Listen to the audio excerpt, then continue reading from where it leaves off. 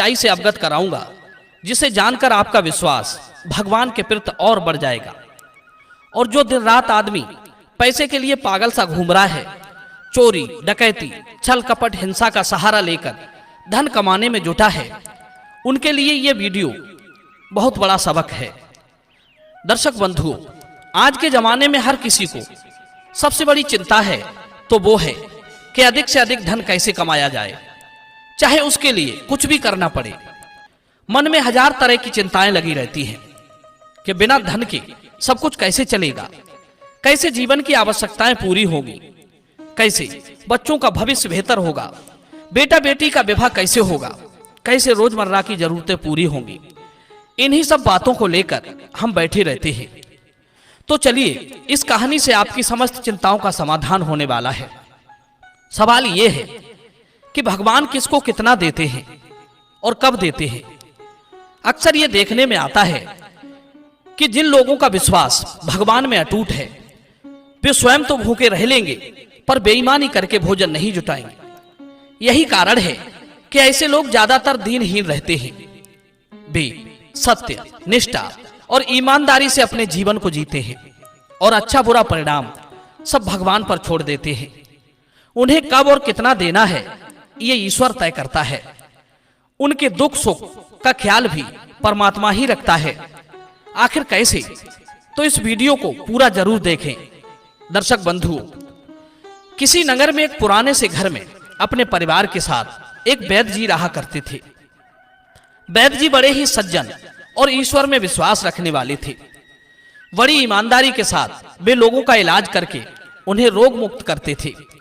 पर उनका एक नियम था, वे अपने ग्राहकों से उतने ही पैसे लेते थे जितने पैसों से उनके घर का एक दिन का जरूरी सामान आ जाए।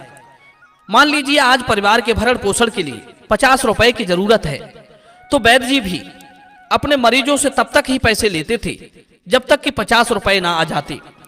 उसके बाद वे पूरे दिन मुफ्त में इलाज करते थे। वैद्य जी जब अपने दवा खाने की दुकान पर जाते थे तो उनकी पत्नी रोजाना एक कागज में घर का कुछ जरूरी सामान लिख दिया करती थी। वे उस पर्चे को अपनी जेब में रख लेते और दुकान पर पहुंचकर सबसे पहले भगवान का स्मरण करते। उसके बाद वे उस पर्चे को खोलकर पढ़ते, जिसमें घर के कुछ जरूरी सामान लिखे हुए होते थे। वे उसका हिसाब किताब लगाते और जितने पैसे बनते उतने ही पैसे वे रोगियों से लेते थे। जब उनके खर्च भरे को पैसे आ जाते तब वे पैसा लेना बंद कर देते थे। बाद में चाहे कितने ही रोगी आते, उनसे एक फूटी कौड़ी भी दवा के बदले में नहीं लेते थे। इसी तरह उनका जीवन बड़े आनंद पूर्वक बीत रहा था। वे अपने मुंह से कभी किसी रोगी से फीस नहीं मांगते थे। जो कोई स्वेच्छा से जितना दे जाता था वे उसी को भगवान का भेजा हुआ समझकर रख लेते थे और उन पैसों से अपने परिवार का पालन पोषण करते थे। वे हर कार्य में भगवान की इच्छा समझकर ही कार्य करते थे। उनका मानना था कि ईश्वर हाथी के लिए मन और चींटी के लिए कण की व्यवस्था पूरे दिन में कहीं ना कहीं से जरूर करते हैं। तो फिर क्यों मैं अधिक के पीछे भागूं? आज मुझे उतना ही चाहिए जितनी मुझे जरूरत है। कल के लिए कल देखा जाएगा। इसी विश्वास के साथ वे अपना काम कर रहे थे।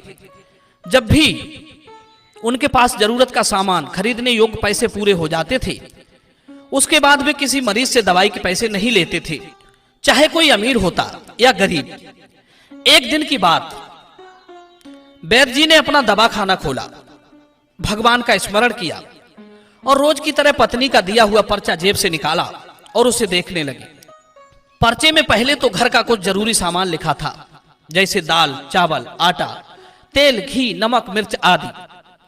उसके बाद पर्चे में नीचे लिखा था कि अपनी बेटी का अगले हफ्ते विवाह है, उसके विवाह में देने के लिए दहेज का सामान चाहिए। यह व्यवस्था 8 दिन में करनी है।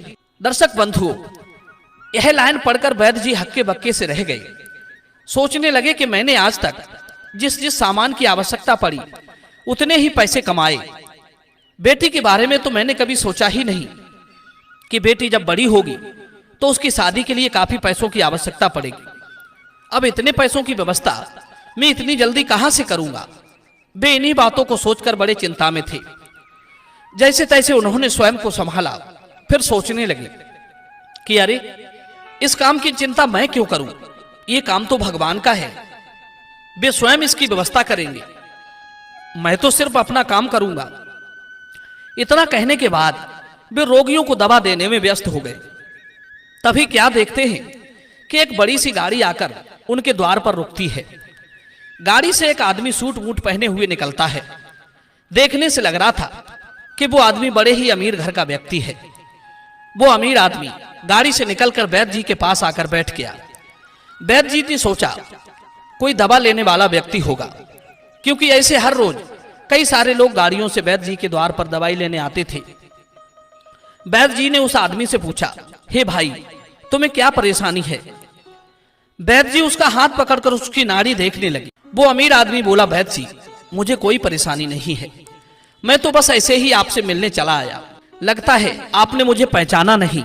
तब वो अमीर आदमी अपना परिचय देते हुए बोला, वैद्य जी, मेरा नाम गोपाल है, मैं रहने वाला तो भारत का ही हूं, पर पिछले कई वर्षों से मैं विदेश में रहकर अपना कारोबार करता हूं।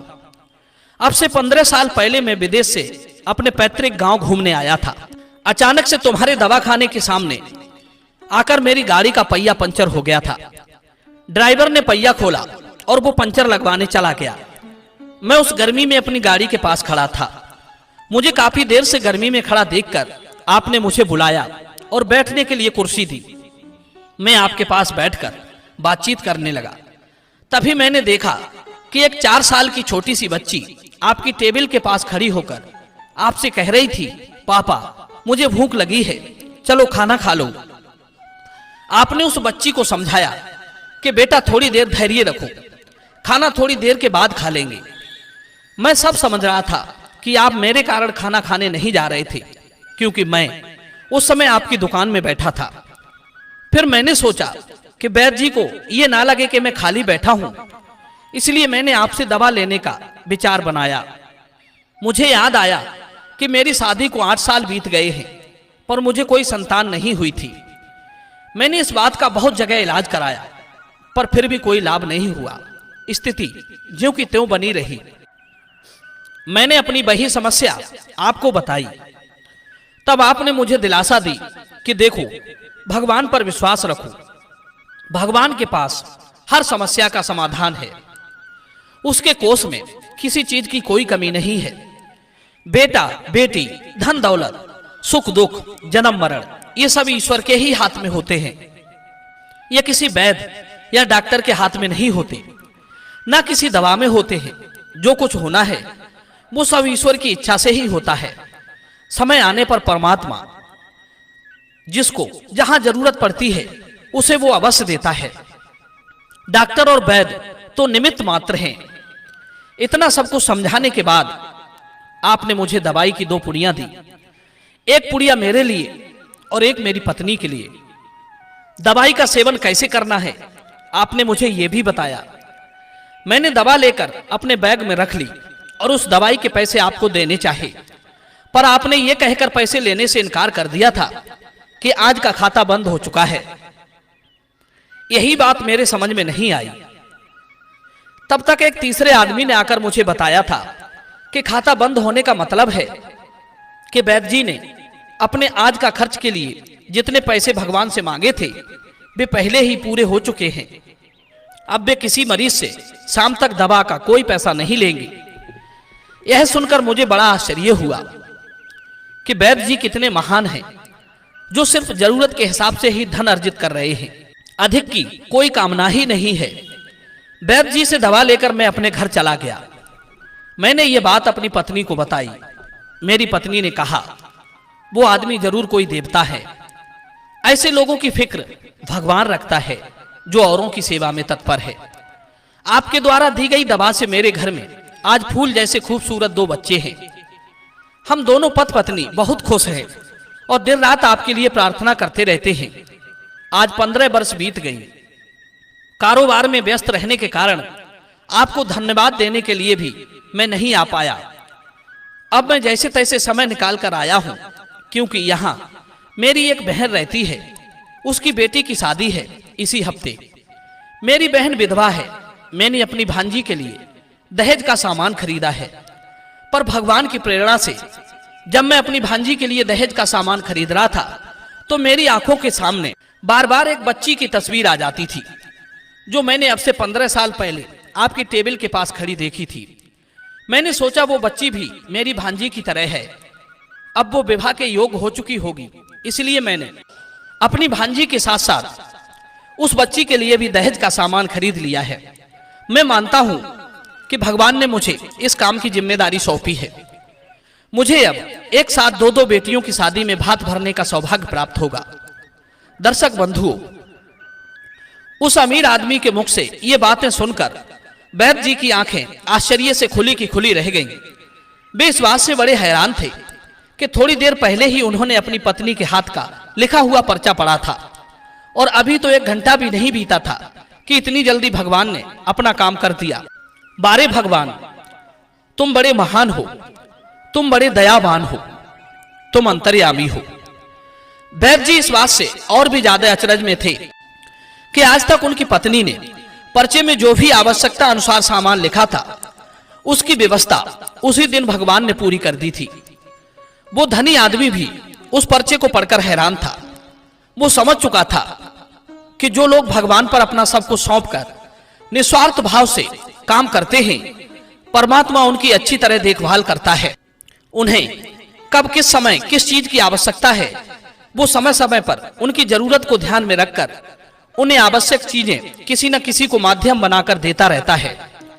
कहते हैं हमें चाहिए कि हम भगवान पर इस तरह से भरोसा करें जैसे एक नन्हा सा बालक अपने माता पिता पर भरोसा करता है।